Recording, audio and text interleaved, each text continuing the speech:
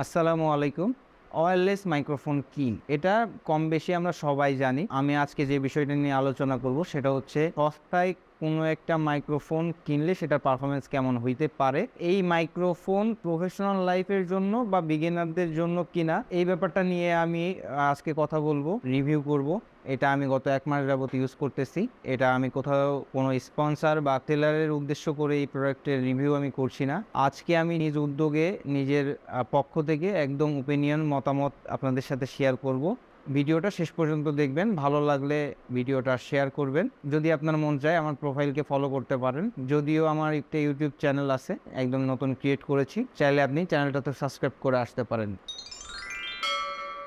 আমি এতদিন ধরে ইউজ করতাম এই মাইক্রোফোনটা। আমি আমার প্রফেশনাল বা ব্যক্তিগত যত প্রয়োজন ছিল আমি এই বয়া M1 দিয়েই কাজ চালানোর চেষ্টা করতাম। কারণ ওয়্যারলেস মাইক্রোফোন যা আছে বাজারে অনেক বেশি দাম এবং অনেক অনেক বেশি দাম, যেগুলো সব প্রফেশনাল কন্টেন্ট ক্রিয়েটর বা বলতে পারেন যে প্রফেশনাল সিনেমাটোগ্রাফারদের জন্য বানানো হয়ে থাকে, রিভিউ পারপাসে বানাইতেছে। এই কারণে আমি এটা নিয়ে বেশি কথা বলবো না। এখন যে সাউন্ডটা শুনতেছেন এটা এই মাইক্রোফোন অর্থাৎ বয়া M1 দিয়ে রেকর্ড হইতেছে। আমি এরপরে আমার ওয়্যারলেস যে মাইক্রোফোনটা আমি রিভিউ করব সেটা দিয়েও আপনাদের টেস্টিং রেজাল্ট দেখাবো, দুইটা পাশাপাশি দেখাবো।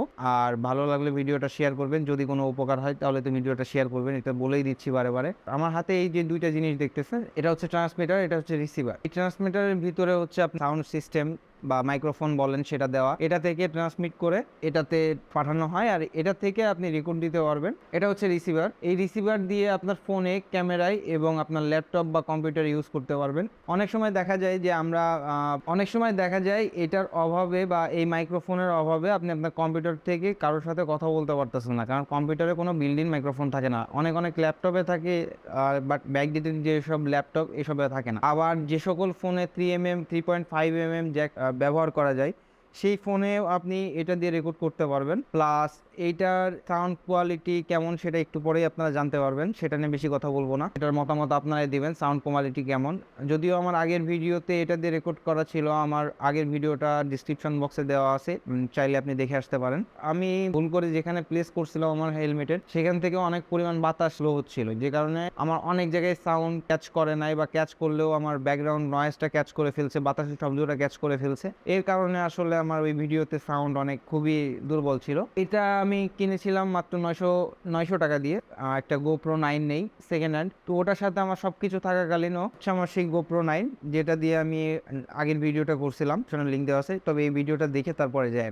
আর এটা হচ্ছে সেই GoPro 9, এটা আমি সেকেন্ড হ্যান্ড নিছি, বাট আমি স্যাটিসফাই যার কাছ থেকে নিয়েছি সে আমাকে যা বলছিল এটা ঠিক আছে। শুধু সে আমাকে একটা মাইক্রোফোন দিয়েছিল, ওই মাইক্রোফোনটা আমার গোপ্রোতে সাপোর্ট করে না, কারণ গোপ্রোতে সাপোর্ট করে মূলত 3 পয়েন্টের মাইক্রোফোন। এটাতে যদিও 4 পয়েন্টের মাইক্রোফোন আছে, তারপরেও আপনি আপনার গোপ্রোতে ইউজ করতে পারবেন। আমি গোপ্রোতে এটা ইউজ করছি। এটার নাম হচ্ছে K35। আপনারা তো দেখতেই পারলেন এটা K35 এর একটি মাইক্রোফোন। এটা আমার কাছে ডুয়েল মোডে ছিল, যদিও একটা আমার ওয়াইফের ব্যাগে রাখার কারণে সে নিয়ে চলে গেছে, এই জন্য দেখাইতে পারতেছি না। তবে এটাতে আমি দুইটা মাইক্রোফোন ইউজ করতে পারবো। একটাতে সর্বোচ্চ আপনি 1.5 ঘন্টা মতো চার্জ পাবেন, আর রিসিভারেও আপনি 1.5 ঘন্টা মতো চার্জ পাবেন। বাট আপনার ট্রান্সমিটার দুইটা মিলে আপনি 3 ঘন্টা ব্যাকআপ দিতে পারতেছেন।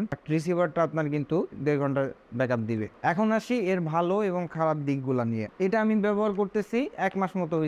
তো প্রথম এটা আমার কাছে প্লেসমেন্টটা খুবই সহজ মনে হয়েছে, যেটার কারণে আসলে এটাকে আমি ভালোই বলতে পারি। কিন্তু এটার প্রবলেম হচ্ছে এটা ততটা বেশি নয়েজ ক্যান্সেল করতে পারে না, যেটা আমাদের প্রয়োজন। আর এটা যদি আপনি মোটো ব্লগিং করতে যান, যদি আপনার প্লেসমেন্ট ভুল হয় তাহলে তো আপনার পুরো ভিডিওটা ক্যাপচার করাই একটা বৃথা হয়ে যাবে। কিন্তু এটা আপনাকে প্লেসমেন্ট করাটা আগে 2-1 দিন সময় লাগবে বোঝার জন্য। এই দিক থেকে এটা একটু লেগেন্সি আছে। এটা যদি আরো ভয়েসটা ক্যাপচার করতো, নয়েজ ক্যান্সেলেশনটা অনেক ভালো করতো।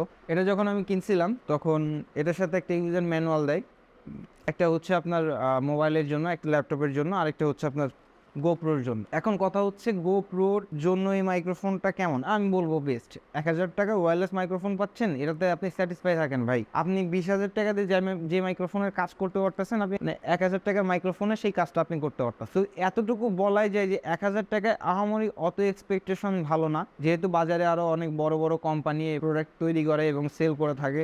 যদি এর নয়েজ ক্যান্সেলেশনটা একটু বেটার হতো, এর ব্যাটারি ব্যাকআপটা আর একটু বেটার হতো, ট্রান্সমিটার অন্তত যদি 3 ঘন্টা ব্যাকআপ দিয়ে হয়ে যেত। বাট অনেক সময় হয় কি যে আপনি লাগাই রাখছেন, দেখতে পাইতেছেন না, এটা আমার হেলমেটের নিচে থাকতো। হেলমেটের নিচে থাকাকালীন আমি হেলমেট যখন পরবো তখন এটা আসলে রিসিভারের দিকে দেখা যায় না। আপনি ক্যামেরা রেকর্ড হচ্ছে কিনা হয়তো সেটা এরকম করে দেখে নিতে পারতেছেন, বাট রিসিভারটা আসলে দেখা যায় না আমার হেলমেট। এই একটা প্রবলেম থাকে। অনেক সময় বন্ধ করতে গেলে বন্ধ হয় না, বাইকের উপর থেকে বন্ধ করলে বন্ধ হইতেছে না, 30 সেকেন্ড ধরে রাখতে হইতেছে, এই একটা প্রবলেম।